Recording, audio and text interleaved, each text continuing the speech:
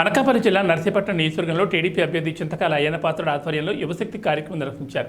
ఈ కార్యక్రమంలో అత్యధికంగా యువత పాల్గొన్నారు. ముఖ్య అతిథిగా అనకాపల్లి పార్లమెంట్ బీజేపీ అభ్యర్థి సీఎం రమేష్, టీడీపీ జాతీయ అధికార ప్రతినిధి పట్టాభి మరియు వంగవీటి రాథాలు పాల్గొన్నారు. ఈ సందర్భంగా మాట్లాడుతూ రాష్ట్రంలో కేవలం మన నర్సీపట్నంలో మాత్రమే యువశక్తి ఏర్పాటు చేశామన్నారు.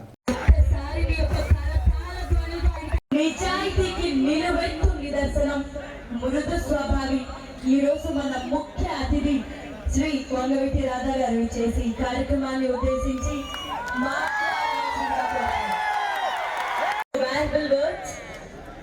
మనందరం ఎప్పటి నుంచో ఎదురు చూస్తున్నాం. మన పట్టాభి గారు చెప్పారు, ఆయన పుట్టిన ఏ నెల గుర్తుందా? అల్లూరి సీతారామరాజు గారు పుట్టిన రోజునే పుట్టారు అని.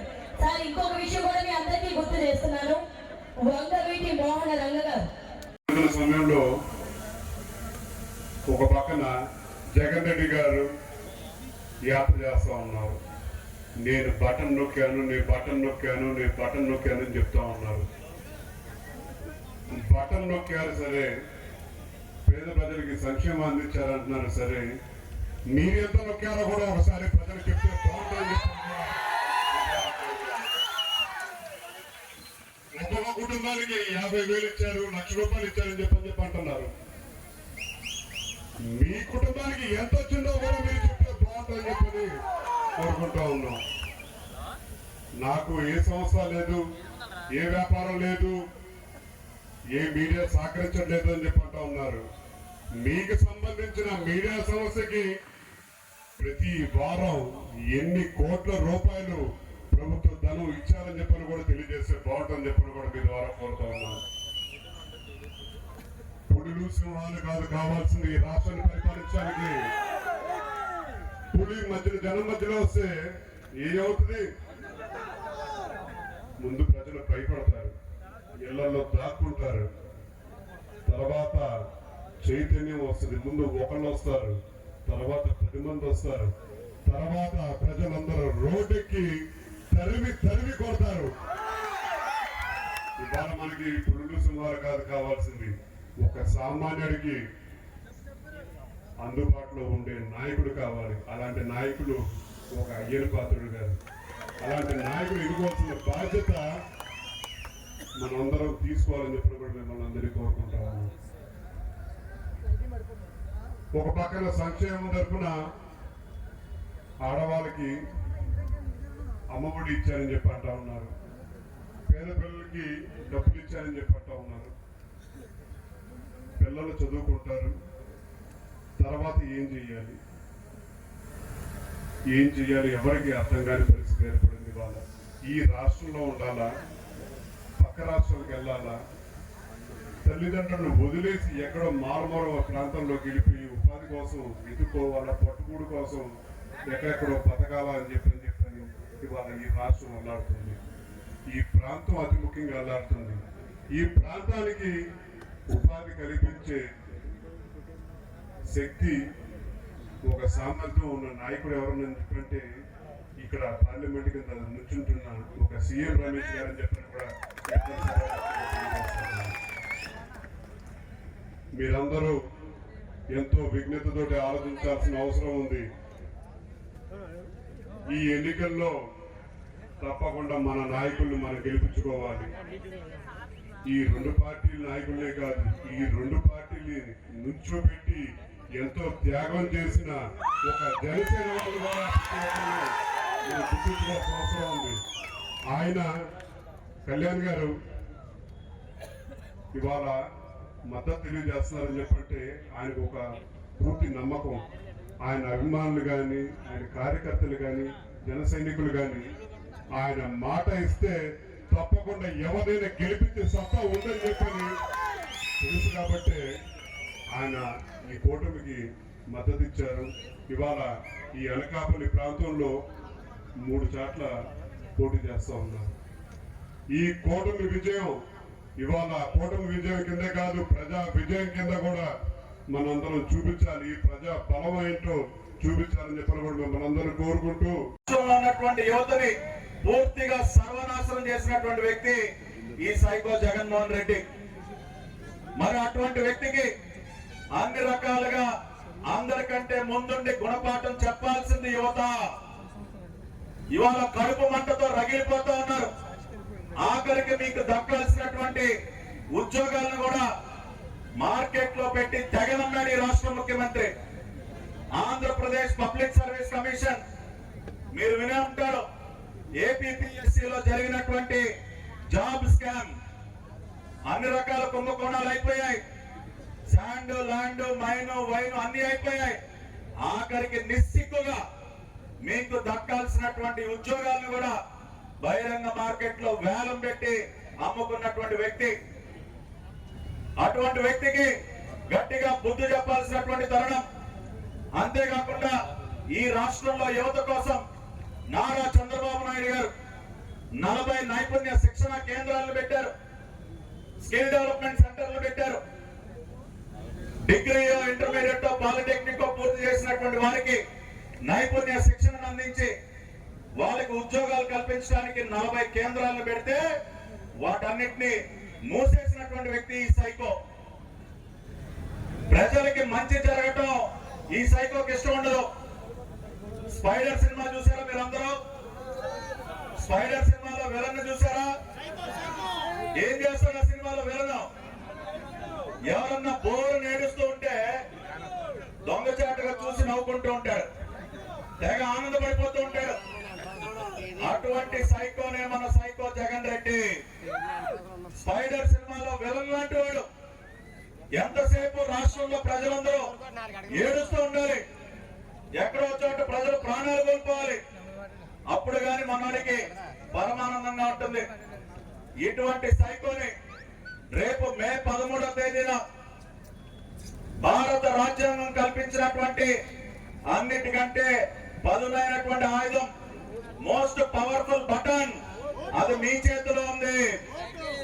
జగన్మోహన్ రెడ్డి ఉత్తుత్తి బటన్ నొక్కడం కాదు, జగన్మోహన్ రెడ్డి నొక్కేటటువంటి ఉత్తుత్తి బటన్ కాదు, అది నిజమైనటువంటి బటన్, అన్నిటికంటే మోస్ట్ పవర్ఫుల్ బటన్. భారత రాజ్యాంగం ఏదైతే అందించిందో ఆ బటన్ మీరు అందరూ కూడా నొక్కాలి. అనకాపల్లి పార్లమెంట్ కి కమలం గుర్తు పైన నొక్కాలి. నర్సీపట్నం అసెంబ్లీకి సైకిల్ గుర్తు పైన నొక్కి ఈ రోజున భారీ మెజారిటీతో సీఎం రమేష్ గారిని, అయ్యన్న పాత్రుడి గారిని కూడా గెలిపించుకోవాల్సినటువంటి పరిస్థితి. ఆ రకంగా చేస్తేనే ఈ ప్రాంతానికి మంచి భవిష్యత్తు ఉంటుంది. ముఖ్యమంత్రి 2 వారాల క్రితం మీరు చూశారు కదా, బ్రెజిల్ నుంచి ఏమొచ్చింది విశాఖపట్నానికి? 25,000 టన్నుల మాదక ద్రవ్యాలు, 25,000 టన్నులు. 1 కాదు 2 కాదు. గతంలో ఉత్తరాంధ్ర ప్రాంతాల్లో అటువంటి వార్తలు మీరు ఎప్పుడైనా విన్నారా? ఆ రకంగా డ్రగ్స్ కి, గంజాయికి ఒక చిరునామాగా మార్చినటువంటి, గంజాయికి, డ్రగ్స్ కి ఒక అడ్డాగా ఉత్తరాంధ్ర ప్రాంతాన్ని మార్చేసి ఇవాళ విశాఖపట్నానికి కానీ ఉత్తరాంధ్ర ప్రాంతానికి కానీ ఉన్నటువంటి ఒక మంచి పేరుని పూర్తిగా చెడగొట్టినటువంటి పరిస్థితి. నిన్న మాట్లాడుతూ ఉన్నాడు ఈ సైకో ముఖ్యమంత్రి.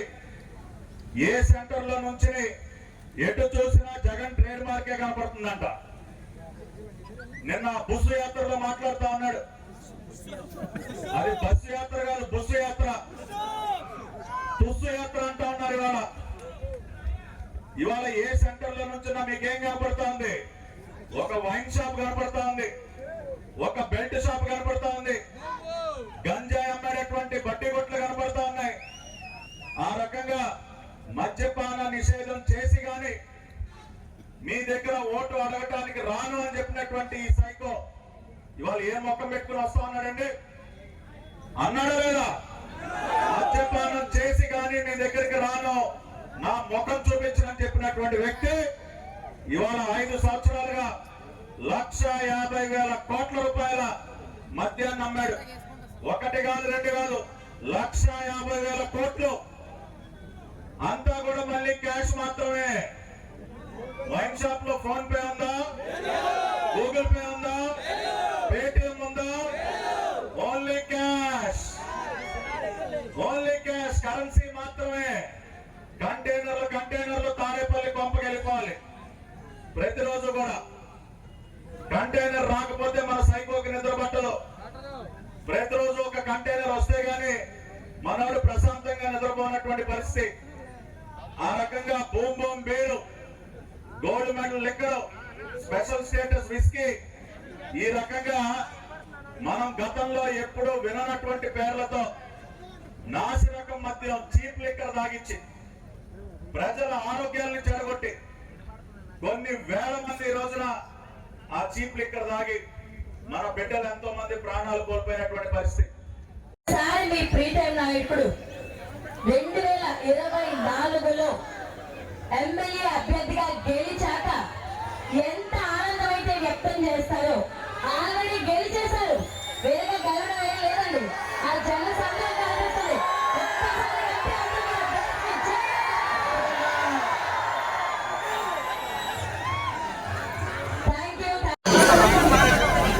ఇక్కడ మనం యువశక్తి అని చెప్పి ఒక కార్యక్రమం పెట్టుకున్నాం.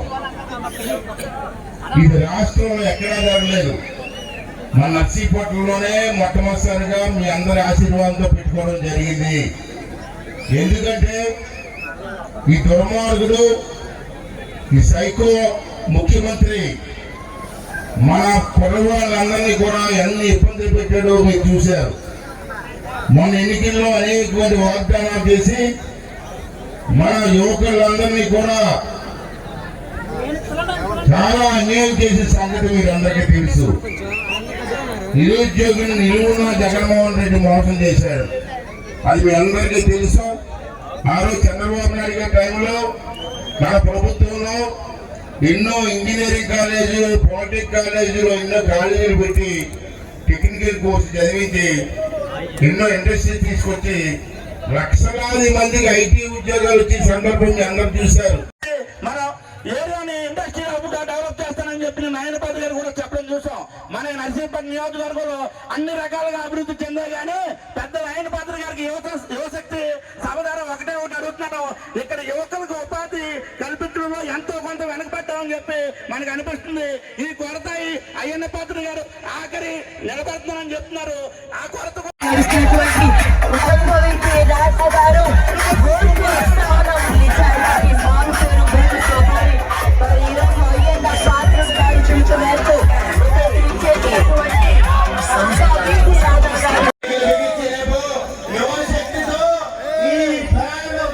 మొత్తం పగల కొట్టి బంగాళా కోటలో కలిపేయడానికి శక్తిమా కాదా?